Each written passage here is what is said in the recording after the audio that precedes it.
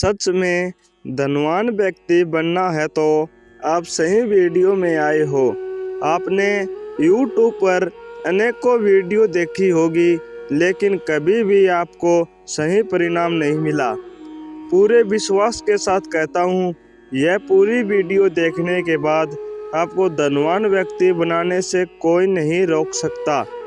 अनेकों लोगों ने आपको कई तरह के मंत्र बताए होंगे, लेकिन आज आपको मंत्र के अलावा हनुमान जी के विधि विधान के सारे लेख खोल के रख दूंगा।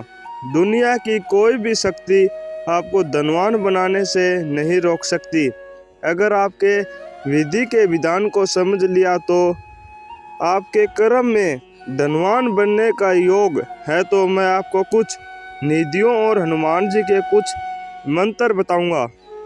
फिर से कह रहा हूँ, वीडियो को पूरी देखना। चलो वीडियो को हनुमान जी का नाम लेकर शुरू करते हैं। रामचरितमानस से पहले तुलसीदास जी ने हनुमान चालीसा लिखी थी। हनुमान चालीसा की एक चौपाई में लिखा है, अष्ट सिद्धि नौ निधि के दाता, असबर दिन जानकी माता।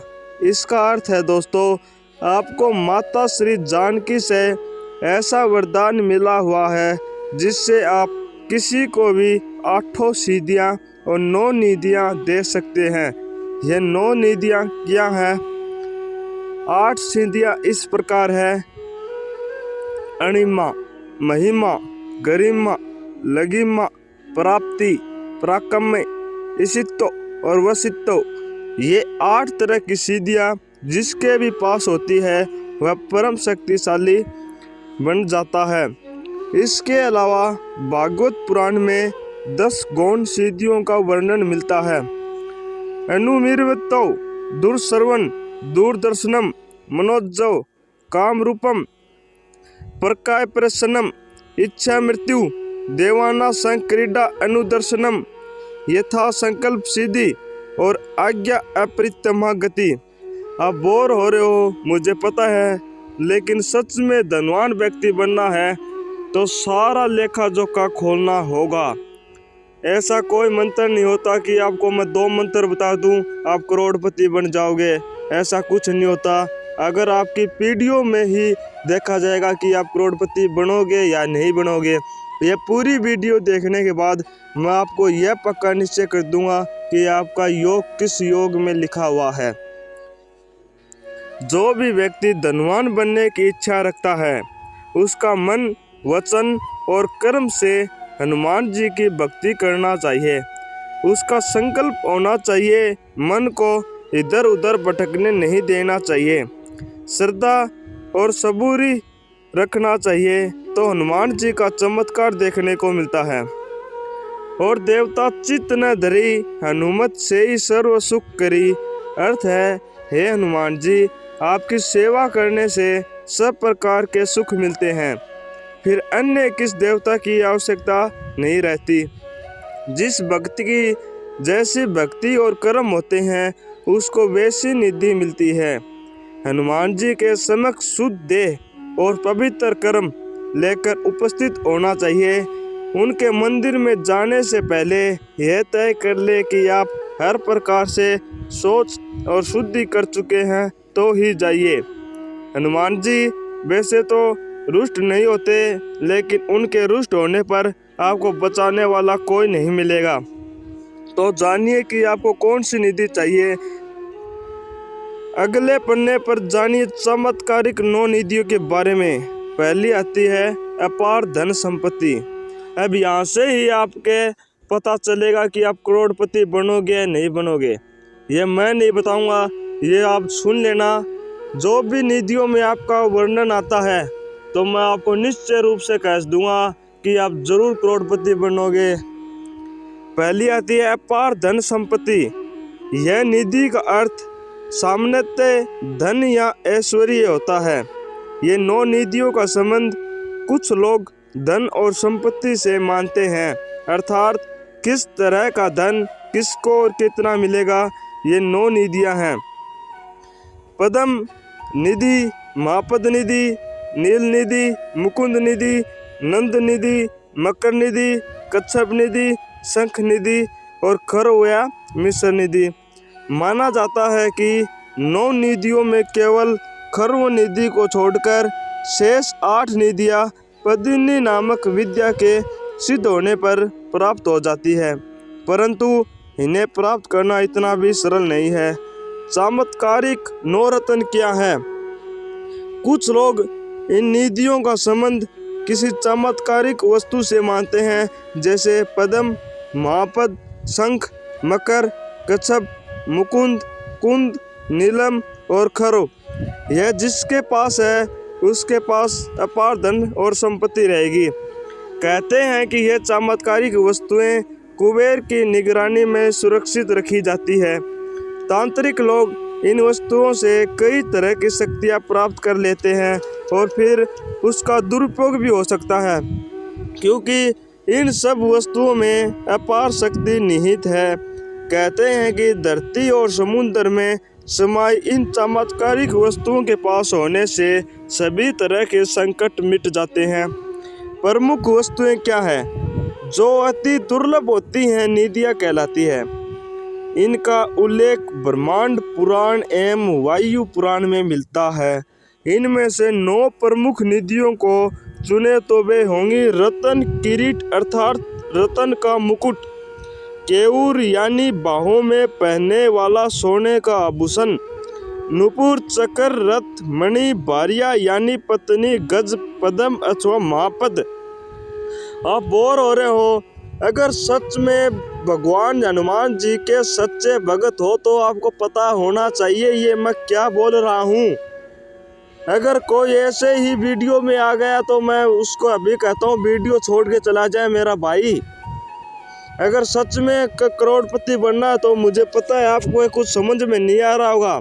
अगर कुछ किसने हनुमान चालीसा कोई अन्य कुरान या पुराण पढ़ा होगा उसको मैं ये शब्द बोल रहा हूँ उसको तो अगर समझ में आता होगा। अगर ऐसे ही कोई वीडियो में आ गया तो उसको कुछ नहीं समझ में आएगा। अगर कोई एक नया बंदा आया है अगर दिलचस्पी रखता है तो मैं कहता हूँ पूरा वीडियो देखना। आगे आपकी पूरी मैं कुंडली खोल के रख दूँगा आज। चलो शुरू करते हैं। पहली निधि पद्म निधि के लक्षणों से संपन्न मनुष्य सात्विक गुण युक्त होता है, जो उसकी कमाई गई संपत्ति भी सात्विक होती है। सात्विक तरीके से कमाई की गई संपत्ति पीढ़ियों को तोड़ देती है। इसका उपयोग साधक के परिवार में पीढ़ी दर पीढ़ी चलता रहता है। सात्विक गुणों से संपन्न व्यक्ति स्वर्ण, चांदी आदि का संग्रह दान करता है। यह सात्विक प्रकार की निधि होती है जिसका अस्तित्व साधक के परिवार में पीढ़ी दर पीढ़ी बना रहता है। इसका अर्थ है जिस भी घर में लोग सोना या चांदी को संग्रह दान कर देता है उसको हर पीढ़ी में हर व्यक्ति करोड़पति बनेगा, ये निश्चय है। दूसरी निधि आती है महापद निधि। यह निधि भी पद्म निधि की तरह सात्विक ही है, हालांकि इसका प्रभाव 7 पीढ़ियों के बाद नहीं रहता। इस निधि से संपन्न व्यक्ति भी दानी होता है। इसका अर्थ है यह निधि में जो व्यक्ति आता है वह 7 पीढ़ियों तक ही जैसे करोड़पति ही रहता है। उसके बाद वह संपन्न व शायद मिडिल क्लास में आ जाए या गरीब भी हो जाए, ये कह नहीं सकते। तीसरी निधि आती है नील निधि। यह निधि इस निधि में सत्व और रज गुण दोनों ही मिश्रित होते हैं। ऐसी निधि व्यापार द्वारा ही प्राप्त होती है, इसलिए इस निधि से संपन्न व्यक्ति में दोनों ही गुण की प्रधानता रहती है। हालांकि इसे मधुर स्वभाव वाली निधि कहा गया है। ऐसा व्यक्ति जनहित के काम करता है और इस तरह इस निधि का प्रभाव 3 पीढ़ियों तक रहता है। कोई व्यक्ति आप अपने दादा या परदादा से पूछ लेना कि तीसरी पीढ़ी के बाद अगर इसको नील निधि में आता है तो कहते हैं तीसरी पीढ़ी आ गई, इसका यह व्यक्ति या तो भी गरीब होगा या फिर कुछ अलग करके दिखाएगा यह अमीर होगा। ये नहीं कहते हैं कि आप पीढ़ी का मतलब होता है अपने पिताजी के भी पिताजी, ये तीसरी पीढ़ी में आती है। ये तीनों पीढ़ी मतलब कहते हैं कि अगर अभी स्थिति में आप अगर कमज़ोर हो, धन संपत्ति से कमज़ोर हो, तो मैं कहता हूँ तीसरी पीढ़ी में कुछ फेरबदल होता है। अगर कमज़ोर हो तो ज़रूर अमीर बनोगे, और अमीर हो तो लगभग चांस 90% आप उस धन को बर्बाद कर दोगे जुओं में या फिर अन्य कोई ऐसी आदत। चौथी आती है मुकुंद निधि। इस निधि में पूर्णतः रजा योग की प्रधानता रहती है, इसलिए इसे राजसी स्वभाव वाली निधि कहा गया है। इस निधि से संपन्न व्यक्ति या साधक का मन भोगादि में ही लगा रहता है। यह निधि एक पीढ़ी बाद नष्ट हो जाती है। इसका अर्थ है कि वो एक ही पीढ़ी में, जैसे कि हर प्रकार का धन, या फिर कहते हैं कि ये हम नहीं कहते हैं कि ये 2 नंबर वाला धन हो गया, जैसे कि कमाई नहीं की, जैसे कि बैठे बैठे और तरीक़ों से कमाई हो गई, वह धन कभी भी नहीं टिकता। विष्णुओं की ही कमाई डरती है, मेहनत की कमाई ही डरती है। मैं आपको साफ शब्दों से कह दूं, चाहे आप कितना भी अमीर हो लो, वो एक पीढ़ी के बाद नहीं डरती, वो बर्बाद कर देगी आपको। 5वां नंबर पर आती है नंद निधि। इसी निधि में रज और तुम गुणों का मिश्रण होता है। माना जाता है कि यह निधि साधक को लंबी आयु व निरंतर तरक्की प्रदान करती है। यह व्यक्ति कुटुंब को न्यून होता है, तारीफ से खुश होता है। यह निधि साधक को लंबी आयु व निरंतर तरक्की प्रदान करती है। अगली आती है मकर निधि। इस निधि को तामसी निधि कहा गया है। इस निधि से संपन्न साधक अस्त्र और शस्त्र को संग्रह करने वाला होता है। ऐसे व्यक्ति का राजा और शासन में दखल होता है। वह शत्रुओं पर भारी पड़ता है और युद्ध के लिए तैयार रहता है, लेकिन उसकी मौत भी इसी कारण होती है। यह निधि राजाओं के बारे में होती है, शत्रुओं पर भारी पड़ने वाली होती है, युद्ध के लिए तैयार रहता है। अगली आती है कच्छप निधि।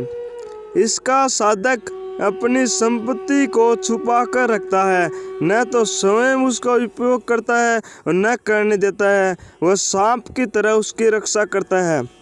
इस निधि में आपने ऐसा व्यक्ति देखा होगा कि उनके पास धन बहुत है, लेकिन वो खर्च नहीं करता है। किसी भी एक भी रुपये को बहुत कम खर्च करने की कोशिश करता है और वह दूसरे को भी खर्च नहीं करने देता है। ये इस निधि में आता है।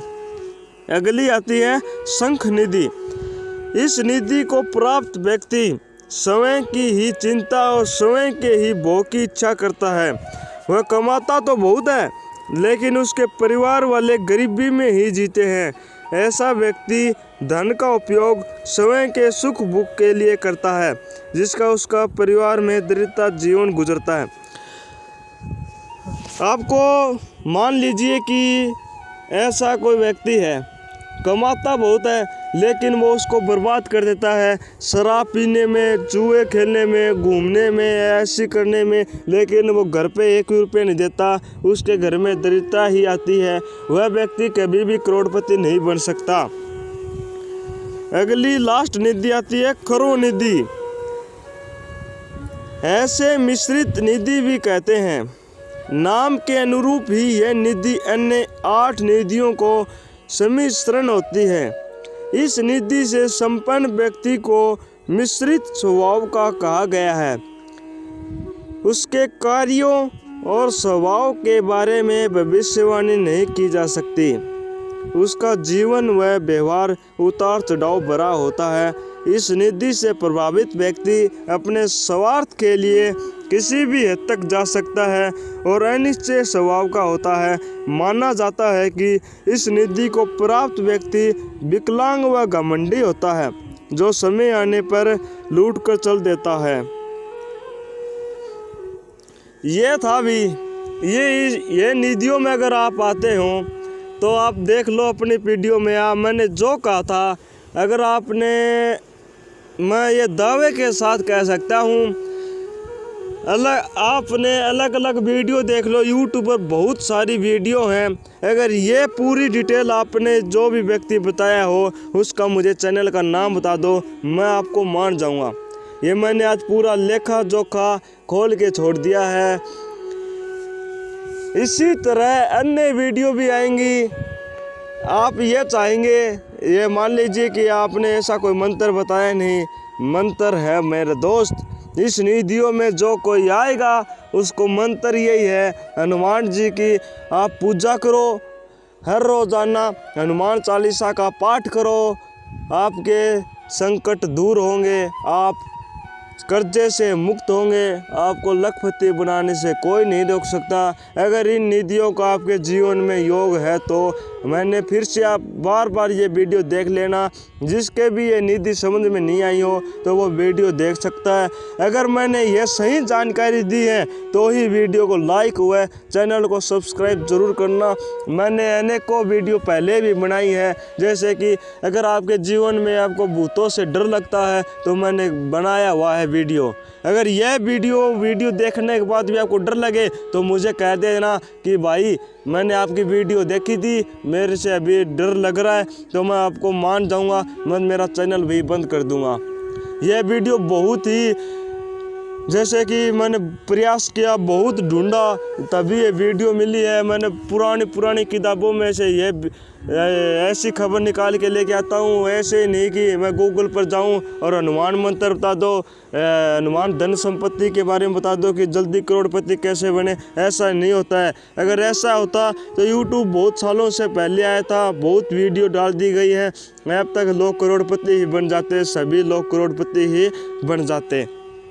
अगर मैंने सही कहा तो चैनल फिर से कह रहा हूँ, वीडियो को लाइक कर दो, वीडियो को शेयर कर दो और चैनल को सब्सक्राइब ज़रूर कर दो। और यहाँ तक बने रहने के लिए धन्यवाद, आपका मैं दिल से शुक्रिया करता हूँ।